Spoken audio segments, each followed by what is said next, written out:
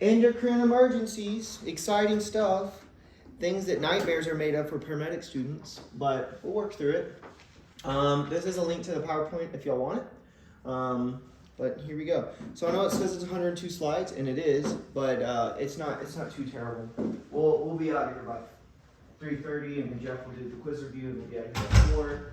So I appreciate y'all being here today. Basically, I think this is an important thing to know. Is you have to realize the endocrine system influences almost every single cell, organ, and function of the body. So it has this huge role. And so, these disorders tend to be broad, and they affect not just a single thing, but systems. And of course, you have to thoroughly assess and treat life threats. Now, yeah. What? Can you go back one? Yeah. More. Oh, this one. Yeah, I took it down. I had it and then it took it down. Sorry. And hopefully it's the right QR code. I got them all mixed up the first day I did this.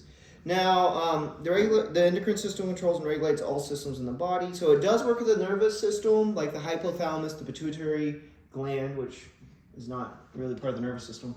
And it maintains homeostasis, right? Haven't heard that since 9th grade biology, but homeostasis. It's an important word, they throw it around. Okay, homeostasis is known as the balance of life. And it coordinates in responses to environmental and physiological and emotional stress, okay?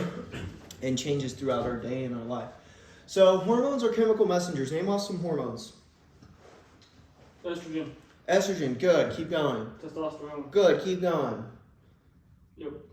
Progesterone, keep going. Oxytocin. Yes, Plutocin. good. Well, that's the same thing, but yes. What about insulin?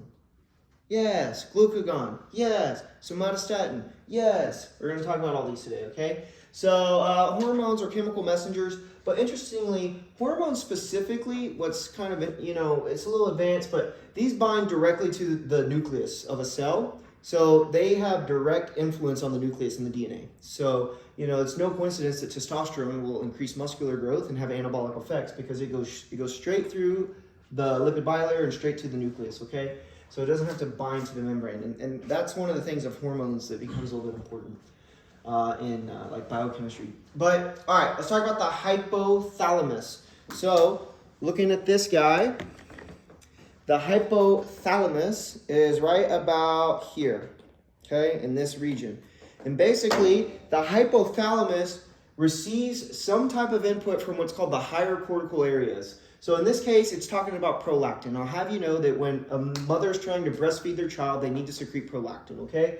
So what happens is this mom will see the sight or the noise of a crying baby, and that goes to her frontal brain, right? It's processed in her auditory area, and then it creates a signal that sends it down to the hypothalamus and says, oh my gosh, you should start producing prolactin.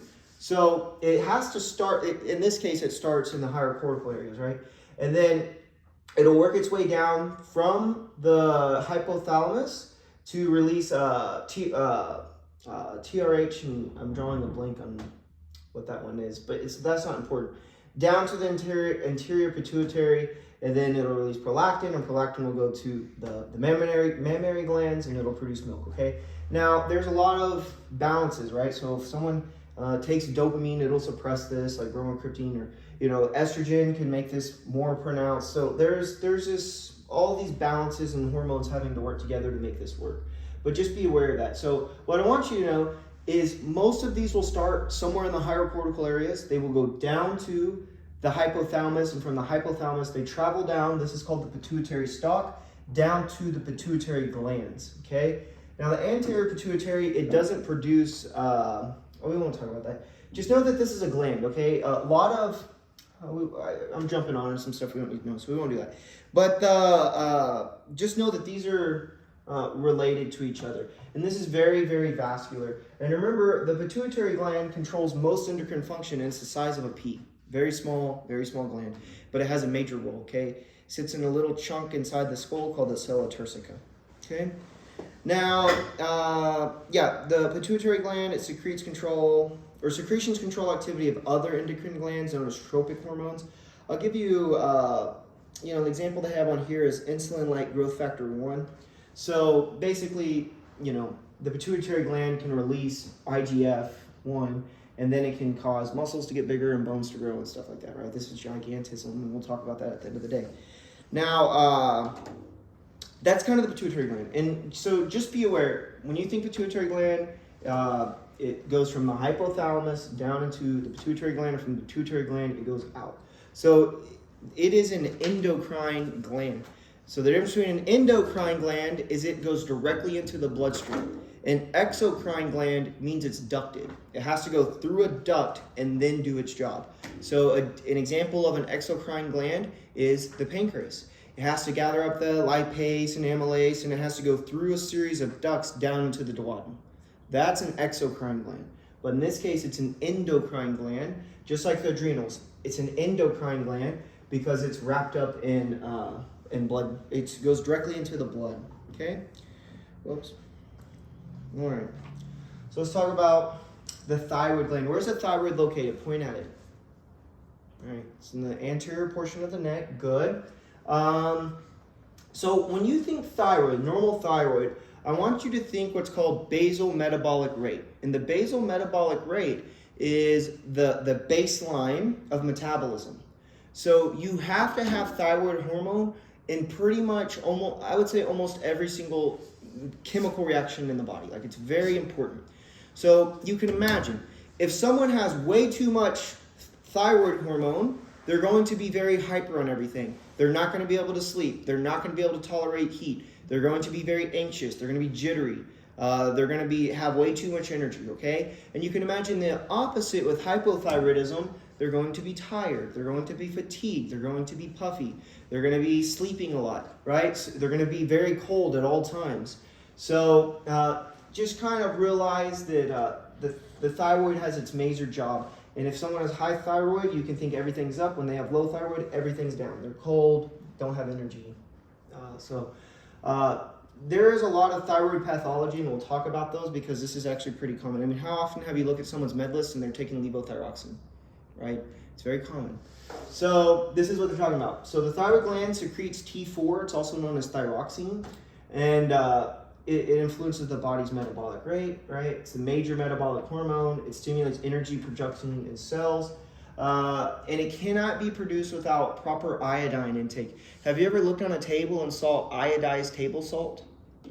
Yeah, you want to know why? It's because of this. You have to have iodine to make thyroxine. To make thyroid hormones, you have to have iodine. So in America, back in the 50s, there was a lot of something called goiter, which we're going to learn about, swollen thyroid because of lack of iodine. So they said, well, iodine has a really weird taste, so let's just put it in table salt because you can't taste it that way. So that's why you see iodized table salt. So all you pink Himalayan sea salt people, be aware, especially if you're a vegetarian, you need to make sure you're getting your iodine. Now, with that, this is what's weird about iodine. If you have too much iodine, it can shut off the thyroid. If you have too little iodine, it can shut off the thyroid. And same thing, if you have too much iodine, it can also turn on or off the thyroid. So it's very confusing. Just know that iodine has to be in a proper balance, and too much or too little can both turn it on or turn it off. That's kind of what I want you to know. And it's paradoxical to think, what? It can turn it both on or off? Yeah, it's called the Wolff-Chaikoff effect. So, for example, if they're going to remove someone's thyroid for like cancer, they will intentionally give them several large doses of iodine right before the surgery, and it turns it off. Okay, that's weird because if someone has, hypothyroidism, we give them iodine and it'll turn it on. So it's weird, but that's just the way it works. This is produced by negative feedback mechanism. Can y'all give me an example of a negative feedback? It's virtually every feedback in the body with the exception of like oxytocin, which is positive feedback. So I'll give you an example of negative feedback. You go running around this building and you build up CO2. That's a negative stimulus to your body, and it says, oh my God, I need to breathe faster. So you breathe that off, okay? A more simple example, I'm cold, negative feedback, I put on a jacket, okay? The example, so it's kind of cause and effect, which isn't the greatest example, but what happens with like a positive feedback, one of the few times this happened is like oxytocin. Oxytocin is for delivering uterine contractions. So when you're getting ready to deliver a baby, you get a little bit of oxytocin produced, and then that will increase and increase and increase and increase and increase, and that's positive feedback. So a little bit will cause more and more and more. As opposed to a negative feedback, you get a negative signal and something acts to counter that, okay? As opposed to a positive feedback, you get a little stimulus and it keeps building up that stimulus. So pretty much everything in our body works by the negative feedback. We get bad news, we react. So that's almost everything. But they want you to know, so I could just see a one-liner. What type of feedback mechanism is used in the thyroid? It's negative feedback. Probably 10 out of 10 times pick negative feedback. That's the answer. Okay? All right. So the thyroid gland, it secretes calcitonin. Yeah, this is true. It's confusing, but I'll write this really quick because my luck, it'll be on y'all's test. So calcitonin will decrease calcium production, and we'll talk about this on the coming slide with how we find calcium. Okay, so basically so it's basically if there's an excess, it'll turn off parathyroid hormone, which is this next one. So I don't really think you need to know about calcitonin, but I do want y'all to know about parathyroid hormone. Okay, so parathyroid, what does that sound like? Right, it's next to the thyroid. So if this is the thyroid on top of our cricothyroid cartilage, right? There's these 4 little glands mixed in, and those are your parathyroid glands. And the parathyroid, when you think this, I want you to think calcium. That is what they do. Now, where is the majority of our calcium stored in our body? They help me stand all day. Bones. Your bones, yeah. So what happens is when your calcium drops, parathyroid hormone will be released, and it'll tell these little Pac-Man guys in your bones called osteoclast, start chewing on the bone. So you start chewing on bone, that releases calcium into the bloodstream, and that is one way that we regulate that, okay? So that is parathyroid hormone. And there's several, so just releasing calcium into the blood is not enough. It also decreases the amount of calcium that you urinate out, and it increases the amount of calcium that you get through your food. So it absorbs more calcium through your bowels. There's several ways that works. It's extremely complicated, but I just want you to think, when you think parathyroid hormone or parathyroid gland, I want you to think calcium. It plays a major role in calcium management, okay? Now the thymus. Students love to confuse the word thyroid with thymus, okay? Thymus is going to be someone less than 12 years old, okay? Less than 12 years old. This is only in children. You do not see this in anyone in this room. Our thymus has been degenerated. It's gone. And basically, this is an immunology gland. And it's not a gland, it's a structure. It's almost like a lymph node of sorts that sits in the mediastinum. And this little flag, it looks like a sail. That's normal. So you'll see this on a child's x-ray, and that's their thymus. And basically, T cells, which are used in immunity, come here and they mature. So T cells mature in the thymus. And why is it really important for someone less than 12 years old to have memory T cells? Because they don't have any memory yet. So they don't know that tetanus is bad and that measles, mumps, rubella, varicella.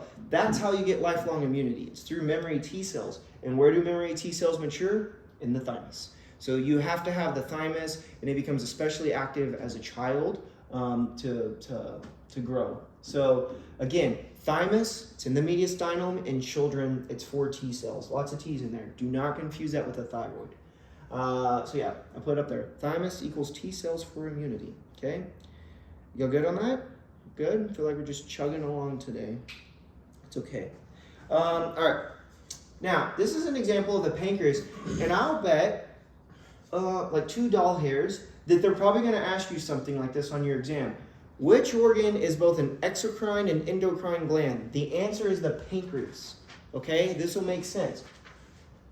In this area, these little blue things, they're showing you that this is where they amylase, lipase, trypsinase, these things. They're secreted by these cells, and they go into a duct, and they get dumped into the duodenum, okay?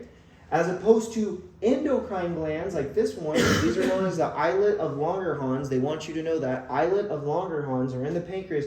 This is the endocrine side of the pancreas, and this is where glucagon, insulin, and somatostatin are produced, okay?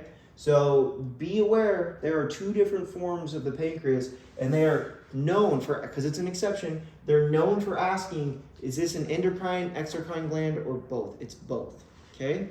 So as I said, yeah, these will dump through these ducts into the duodenum. Okay. Now, the endocrine component of the islet of Langerhans, right? Oh, did it quit working?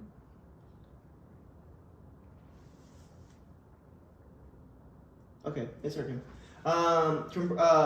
So the endocrine side of it, they actually want you to know these, and it's worth memorizing, at least until you're out of paramedic school. The alpha cells secrete glucagon. What does glucagon do, Dylan? Turns into glucose. Eventually, yes, glucagon is a hormone produced by the beta islet cells of the pancreas, which is endocrine, and it stimulates the release of glycogen. Glycogen is stored in your muscle and in your liver.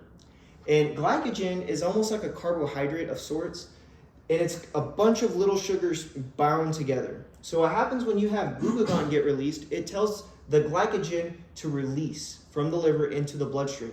Well, when it hits the bloodstream, it will turn to glucose. It's converted to glucose. So let me go through this again. You have to know these steps. And let me tell you this. We give glucagon on the ambulance, right? Do you all carry it at Dublin? Yeah. So you give it intramuscular or subcutaneous, okay? It's not given IV. So you give glucagon, and it tells the liver, release your glycogen, which is then released to the blood to be converted to glucose. So it goes glucagon, glycogen, glucose in that order, and that is a test question. They will hit you on that. And notice I keep saying it's the liver, it's the liver, it's the liver. Only the liver can release this, right? Glucokinase has to go through this enzyme, and that's the only place it can be released. Now, does your muscle carry glucagon? It does carry glucagon, but it's not does your muscle carry glycogen? It does carry glycogen, but it's not influenced by glucagon. Okay? How does glucagon, like, cause don't you use it for beta blocker overdose also? Yeah. How does it affect that? I really don't remember. I remember learning this in medical school, and I was like all excited because I figured it out, but I don't remember. I'll go over in toxicology a little bit in the next series. Yeah, I'll have to look it up again. I don't want to lie to you. I don't remember. So, it's glucagon. We give glucagon. It stimulates glycogen from the liver to be released, and it turns into glucose. You have to know that. And like I was saying, glycogen, which are these bound up glucose, are stored in the muscle, right? But glucagon will not stimulate it to be released. Okay, and it makes sense to have extra glucose sitting in your muscle for when you go running, right? That it can be released and converted into energy, ATP. But glucagon does not stimulate its release. It's actually something else. Okay. Now, next we move on to the beta, and I want to show y'all something in case you see this on an exam. If you don't know how alpha is written, it's that's not a good way to read it. It's written like this. That's alpha. Just so you know, beta is written like this. Okay? Delta, I'm not even going to attempt to draw. It's very hard to draw. But just be aware, if you see something like this, this is alpha, this is beta, and I'll just show you a really quick delta. It's just a wave, like a fan, like a triangle looking thing. It looks like this. Okay? It can also be a triangle, but it looks like this in medicine. Yes, delta can be the triangle, but it looks like that. Okay? So I'm just letting you know, if you see that, don't panic. That's what they're getting at. All right. So the beta cells, they secrete insulin. And what does insulin do? Someone help me out. What does insulin do? Allows the cells to take in glucose. Good. It's the key to the door to open up the cell to force glucose into the cell. Yes. And you have to have the insulin present to do that. So it doesn't matter how much sugar is floating around in the bloodstream. If insulin's not there, it will not open the door to push it into the cell. Okay? So very good, Wes. And these are produced by the beta cells of the pancreas. Okay? They produce insulin. And I keep hitting this because these are common test questions. I'll ask you these. Now, this last one, somatostatin, it's weird. But when I hear somatostatin, I like to think stop sign. To me, somatostatin kind of sounds like stop sign. And so if you do the somatostatin stop sign, so insulin and glucagon are moving back and forth constantly. But somatostatin stops it all. It stops the two from working. It just stops it, okay? Now, you may have heard about octreotide. That's the analog of somatostatin, and we use this in like esophageal varices.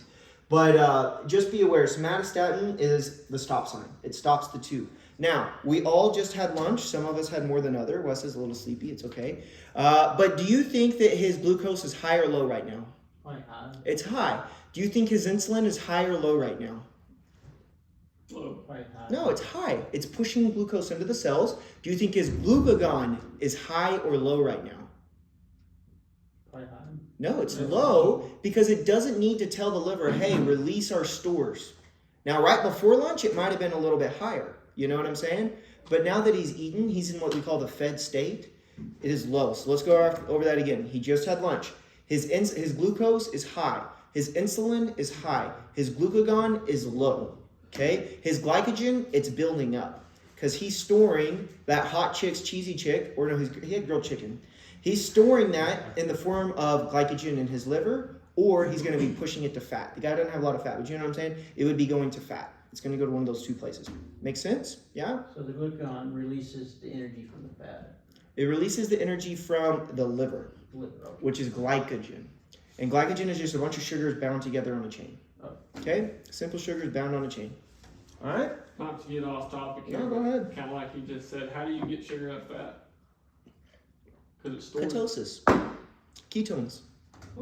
Yeah, that's how that works. Yeah. Yep. So that's how that works. Yeah. That's why the keto diet causes people to lose fat. Yeah. And think about this: diabetic ketoacidosis, right? So they can't get sugar into the cell, even though their blood sugar is really high. You end up breaking down fat into fatty acids that can be used in a different way to produce ATP. So that's how that happens. Yeah. All right. We just talked about this, right? When blood glucose levels fall, glucagon is secreted to raise it. Okay. Has anyone given glucagon in here before? Have y'all? No? So let me tell you the example we use glucagon. What? Sorry, Wes? I just said I've seen it. Yeah. I haven't done it myself. So it's not mixed. You'll have like a 1 milliliter vial of glucagon and a 1 milliliter vial of like powder. And you have to take out the water and put it in there and like shake it, you know, and mix it and then draw it up and give it IM. And when would we want to do this? It's someone that you can't get an IV on with low blood sugar. Yeah? So keep in mind, if someone is severely malnourished, they may not have any glycogen stored in their liver. So it doesn't always work. Also, this whole glucagon stimulates release of glycogen from the liver, which then is converted to glucose. Does that sound like it happens like that? No, it takes like 15-20 minutes to see a noticeable change, okay? So just be aware of that. All right, any questions on that part of the endocrine system? All right, let's finish up with the sombreros. I'm just kidding, that's so lame. The adrenal glands. So they sit on the suprarenal glands. They sit on the superior portion of the kidney. And these secrete steroids and catecholamines. But they specifically want you to know where they're secreted. So let's talk about the top part first. So the top part, right? This is the cortex. The bottom part, just like in the kidney, that's the medulla or the medulla. Okay? So let's talk about the top part first. This thing's moving slow today.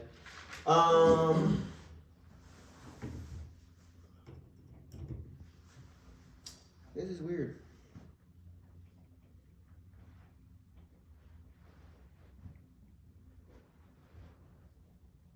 There we go. All right, so let's talk about the top part. The top part produces three things: aldosterone, cortisol, and sex hormones, okay?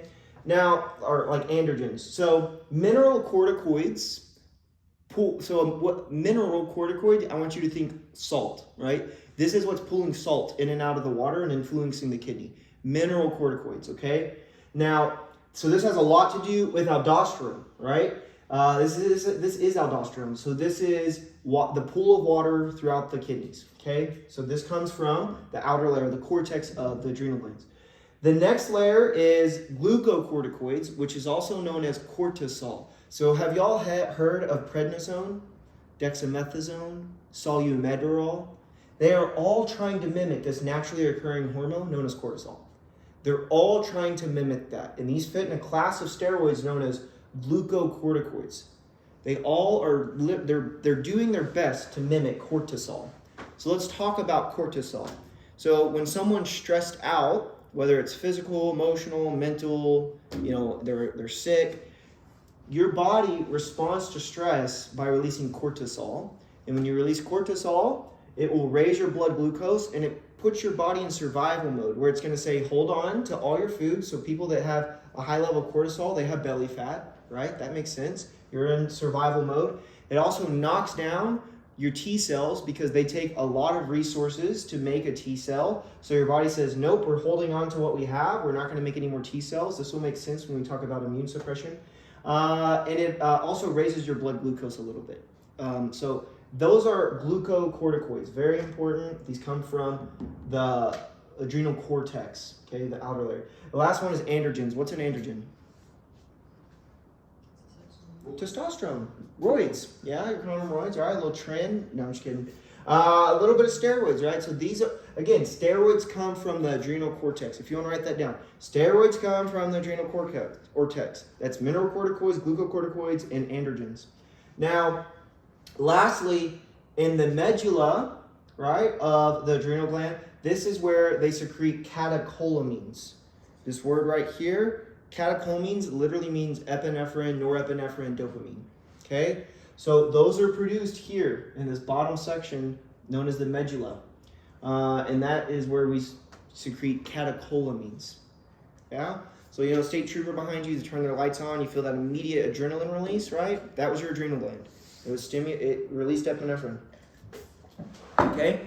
Any questions on that? They are known to ask you something like, was this secreted in the cortex or was this secreted in the medulla? Like, that's the level that you got to know. Okay? Feel good at that? Yeah? When your body releases, this is kind of off topic. When your body releases, like epinephrine, Yeah. how much does it release compared to like what we give, like in cardiac arrest? Oof. Honestly, I don't know. It's a good question. Wouldn't it be different for each individual? Yeah, I think it kind of depends on the response. Yeah, like the response. Like, are you getting ready to fight a bear or kill a mass shooter? Like, Or are you just kind of, you know, getting pulled over? You know, like there's different. you just avoided death. You like almost had a head-on collision. I wish that's a really good question, and I wish I could answer it. But you also got to think, you know, what we're giving as epinephrine is an analog of it. I mean, it's not like actual epinephrine. Like, it's not actual adrenaline. So I really don't know. You should look that up and get back to me though, because it's worth knowing. But something tells me they're pretty similar amounts. Like 0.3 milligrams, you know, causes tachycardia. I mean, it causes everything you'd expect. So I don't know. I wish I did. You should look it up on the break. Okay. Any other questions? No. You good? Good. All right. Let's get through these two slides, and I think that, yeah. All right, we talked about this, the whole male genitalia system. I think we're pretty good on this, okay? But realize that testosterone is produced in the testes, and is it the adrenal cortex or adrenal medulla? Cortex. The cortex, the adrenal cortex produces androgens, okay? So it's produced in two places. Is this why females can have androgens, like testosterone? It is. One of the, yeah, and also the ovaries too, but yeah, it is how that can happen, okay? All right. Yeah, of course this change happens at puberty, big surprise. Now, this is probably one of the only slides that we talk about female genitalia today, but I do want to spend a moment to refresh on some of this stuff, okay? So I'm sorry, you're gonna have to hear me use the word vagina and stuff like that, but we'll work through it. Now, I like starting here. Dylan, how do we ask a patient about their period? How do we ask that? Or help them out, anyone? When was your last menstrual cycle? Yeah, but that's not specific enough. What you would want to ask them is, when was the first day of your last menstrual cycle? Because from the first day of one to the first day of the next, it's 28 days. Typically, women are not time clocks, right? But ideally, it should be around 28 days. Can women go 3 months without a period? They can, yeah, but that's not necessarily normal. But it does happen routinely, okay? But just realize that there's variance in that. Now, let's talk about what happens in menstruation. Okay? Because it's all influenced by the endocrine system. What happens is, when a woman is born, they're born with a few thousand eggs. So the day they're born, all their eggs are already made. They're done. Okay? And what happens is, as there's a surge in LH, luteinizing hormone, and FSH, follicle stimulating hormone, and estrogen, progesterone, these will go and mature to a full-on follicle. And what happens is, through the first part of a period, or it's really the second part of it, sorry, this will grow, and see, this is the egg, this is the egg, this egg is getting bigger, and it'll eventually rupture. And while it ruptures, there's these little fimbriae, and that's ovulation. It happens around the 14-day mark. Okay, 14 days mark that one is like clockwork. It's the second part that's not like clockwork. Now, that is every 14 days. That doesn't change. But what happens is, as it ruptures, it will be sucked up by these fimbriae. The end of the ovary has these little finger-like projections called fimbriae, and they will grab that egg and start pulling it into the ovary. This makes sense in ectopic pregnancies. I'll come back to that. But then it starts traveling. Now, let's say this lady just had sex. It has to go through the vagina and then through the cervix, and this is sperm swimming all the way to right about the ampulla or the infundibulum of the ovary, which is right around this curve. So what happens is, this is where fertilization takes place, which I think is remarkable, to go that far. From the vagina, through the cervix, through the uterus, round to the fallopian tube, and this is where fertilization will take place. This is where a sperm has enough energy, one sperm, the lucky one will swim through the wall of this oocyte and fertilize it. Fertilization has occurred. She is now pregnant. Now, what happens is, over the next week, it should keep moving through the fallopian tube. There's little like cilia, kind of like in our airways, that should be pulling this along. And then it's going to implant around the 7 to 10 day mark. When it implants, then they should have a positive pregnancy test. So this is why you can't have sex tonight and do a pregnancy test tomorrow and see if you're pregnant. Right? It doesn't work that way. So it takes 7 to 10 days. That's why this can happen. Now, that is how normal implantation takes place. Okay? Now, if this guy gets implanted or he gets fertilized here, but he doesn't move along and he starts growing, that's an ectopic pregnancy. What's an ectopic beat? It's a beat that's out of place. What's an ectopic pregnancy? It's a pregnancy that's out of place. So that can you imagine, this is a pretty hard curve to make it around. That's where this will implant. That is an ectopic pregnancy. Okay? Another way this can happen is it can implant somewhere over here in the abdomen, right? So it could slide out kind of, and it could implant somewhere over here. So let me tell you, 80 to 90% of ectopic pregnancies, they happen right here in the curve. It's called the ampulla. But they can happen anywhere. It can happen anywhere in here, okay? If it doesn't happen in the wall of the uterus, it's ectopic if they're pregnant. Now, how does this present? How do ectopic pregnancies present? Pain. Spotting. Spotting is the word for like spots of vaginal bleeding. It's not just like frank blood, but spotting. What? I said bleed, little bleed. Yeah, a little bit of bleeding, nausea, right, good, yeah. So how we figure this out? Well, when was the first day of your last menstrual cycle? Oh, it was 60 days ago. Okay, well, yeah, you could very well have an ectopic pregnancy. Oh, it was 8 months ago. Maybe not, right? So just realize most ectopic pregnancies, you're going to catch them before the first trimester ends. How long is a normal pregnancy? 9 months. 10 months. Yeah. Well, oh no, it's like 40 weeks-ish, okay? I mean, keep in mind with these dates, humans aren't like time clocks, but just keep that in mind. Now, real quickly, let's talk about a woman's period, okay? So they happen from the first day of a menstrual cycle when bleeding starts to the next day that bleeding starts again. That should be around 28 days, ideally. Could a woman go 6 months? They sure could. Could they go 3 months? Yes. Could they go 35 days? They sure could. Birth control influences this, stress influences this, obesity influences this. There's a lot of things that influence this, okay? Now, what happens is, do y'all see the myometrium? This is the muscle part. That doesn't change. But the endometrium will build up. Have y'all ever heard of progesterone? Think about what that word, pro, meaning it's promoting gestation. Progesterone promotes gestation. It's promoting pregnancy. You're trying to get pregnant when you have progesterone. So what happens is progesterone will surge in the second half of pregnancy. They're dropping their egg. They're trying to get pregnant. So what will happen is progesterone goes up and it tells the lining of the uterus, get ready to catch an egg. We want you to start building up with a lot of blood vessels and a lot of nutrients to where when this egg comes floating around this corner, we're going to grab it, we're going to implant. That is why a woman has this buildup. Now, what happens is when this egg doesn't get fertilized and she is not pregnant, then the body says, we missed it, we're not pregnant, we're already built up, let's dump it. So what happens is there's a decrease in progesterone. It can't support this wall anymore, so then they end up shedding the uterine lining. Now, guys in the room, how much blood do you think the average woman loses during a period? Go ahead. 100 milliliters. Okay? You know, like 5 to 6. What? 5 to 600? 50 to 60. Okay. 500? Varied, I don't know. Yeah, it's crazy. It's like 10 milliliters. It's like a saline flush. Normally. Okay? Now, can it be more? It can.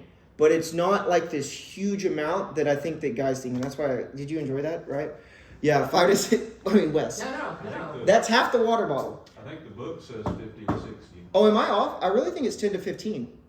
Is it 50 to 60? I think that's what the book Okay. says, but I'm not. Well, people watching this from the last class, I was off. I really didn't think it was that much.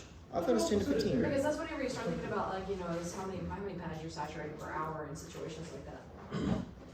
Let's look. I'm just curious. I don't doubt y'all, but I doubt y'all. I don't have no. And then you start to throw in other stuff, like if they have. 2 to 3 tablespoons, guys. Yeah, that's like 10 to 15 milliliters. I would imagine. Oh, it is 60 milliliters. All right, Wes, you win. All right, I was off. Okay, but it's not 5 to 600. Whoever said that. Did someone say that, or was I making that up? I started to say that, but Okay. I meant 50.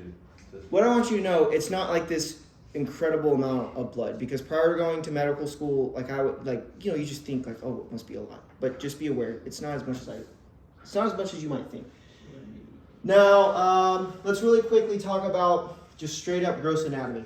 Here's the ovary, the fimbriae, the ovarian tube, right? The uterus, how big is the uterus? Do you want to take a guess? It's about the size of a fist or a pear. You'll hear them compared to a pear. Now, the vaginal canal, 5, 6, 8 inches varies, right? But at the end of the vaginal canal is the cervix. And the cervix, if we put a cervical collar on someone, what are we referring to? Their neck. So literally the cervix means the neck of the uterus, okay?